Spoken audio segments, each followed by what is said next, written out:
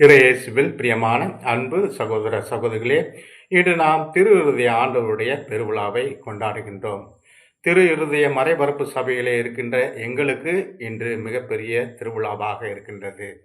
Missionaries செக்ரட்டர்ஸ்மி கோடிஸ் என்பதை MSc என்று சுருக்கமாக அழைப்பார்கள். எங்களுடைய பவுண்டர் ஃபாதர் ஜூல்ஸ் செவாலியர் 1854 இந்த சபையை தோற்றுவித்தார். அவருடைய குறிக்கோளாக இருந்தது may the sacred heart of Jesus be loved everywhere.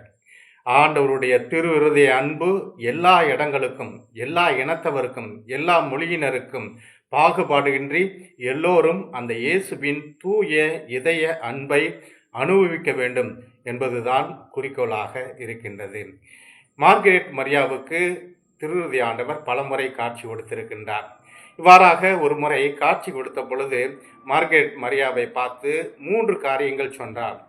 முதலாவதாக அவர் சொன்னது, நீ எத்தனை முறை திருப்பலி காண முடியுமோ திருப்பலி கண்டு நீ திவ்ய நற்கண்ணையை உட்கொள், அதுதான் உன்னுடைய ஆன்மாவுக்கு மருந்தாக இருக்கின்றது என்று சொன்னார்.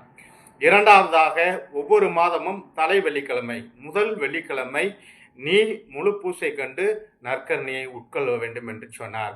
மூன்றாவதாக, என்னுடைய திரு இருதய ஆண்டவருடைய பெருவிழா, கிறிஸ்துவின் திருவுடல் திருரத்த பெருவிழாவுக்கு அடுத்த வெள்ளிக்கிழமை திரு இருதய ஆண்டவருடைய பெருவிழா.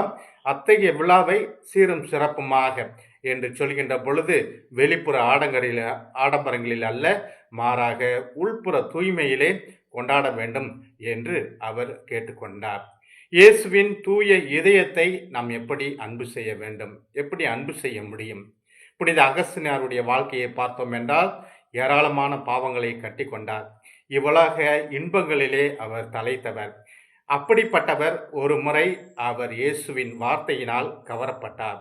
ரோமேயருக்கு எழுதிய திருமுகத்திலே 13ஆம் அதிகாரம் 12வது வசனத்திலே வாசிக்கின்றோம், இருளில் நடப்பதைப் போல நடந்து கொள்ள வேண்டாம், மாறாக பகலில் நடப்பது போல நடந்து கொள். களியாட்டம், குடிவெறி, காமவெறி, காம இச்சைகள், சண்டை சச்சரவுகள் இவற்றிலிருந்து நீ விடுபட்டு இருக்க வேண்டும் என்ற வார்த்தையை கேட்டு அவர் தன்னுடைய வாழ்வை மாற்றிக்கொண்டார். அவர் குருவாக ஆனார், ஆயராக ஆனார். பின்பு அவர் புனிதராக உயர்த்தப்பட்டார். இயேசுவின் தூய அன்பை நாம் அதிகம் அன்பு செய்கின்றோம் என்றால் நம்முடைய பாவத்துக்கு பரிகாரம் தேட வேண்டும். அதுதான் உண்மையான விழா. நாம் செய்கின்ற ஒவ்வொரு பாவத்துக்கும் பரிகாரம் தேடுகின்ற பொழுது அது நமக்கு ஒரு மாபெரும் வல்லமையும் சக்தியும் கொண்டு வரும். நம்முடைய இருக்கின்ற பகைமை, பில்லி சூனியங்கள், கட்சி மனப்பான்மை, பிரிவு, பொறாமை, பிளவு மற்றும் ஏற்றுக்கொள்ளாமை, மன்னிக்க முடியாத தன்மை, இப்படிப்பட்ட காரியங்கள் எல்லாம் இயேசுவின் தூய இதயத்தை நாம் நோகடிக்கின்றோம் என்று நாம் நினைத்து கொள்ள வேண்டும். திரு இருதய ஆண்டவருடைய பக்தி என்று சொல்கின்ற பொழுது நாம் தூய ஆவியின் கனிகளை நம்முடைய வாழ்விலே கடைபிடிக்க வேண்டும். கலாத்திற்கு எழுதிய திருமுகம் 5ஆம் அதிகாரம் 22 மற்றும் 23வது வசனங்கள் இவ்வாறு சொல்கின்றன. தூய ஆவியின் கனிகளான அன்பு, மகிழ்ச்சி, அமைதி, பொறுமை, பரிவு, நன்னயம், நம்பிக்கை, கனிவு, தன்னடக்கம் ஆகிய இந்த 9 கனிகள் நாம் அணிந்து கொள்ள வேண்டும். அன்பு செலுத்துகின்றோமா?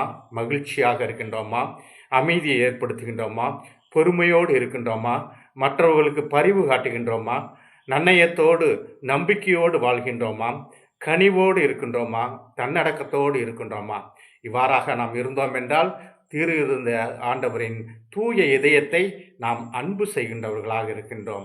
இன்றைய நாளிலே ஆண்டவர் இயேசு மத்தேயு நற்செய்தி 11ஆம் அதிகாரம் 28 மற்றும் 29 வசனத்தில் இவ்வாறு கூறுகின்றார், பெரும் சுமை சுமந்து சோர்ந்து இருப்பவர்களே எல்லோரும் என்னிடம் வாருங்கள், நான் உங்களுக்கு இளைப்பாறுதல் தருவேன். என்னிடம் கற்றுக்கொள்ளுங்கள், நான் சாந்தமும் மனத்தாழ்மையும் உடையவன் என்று சொல்கின்றார்.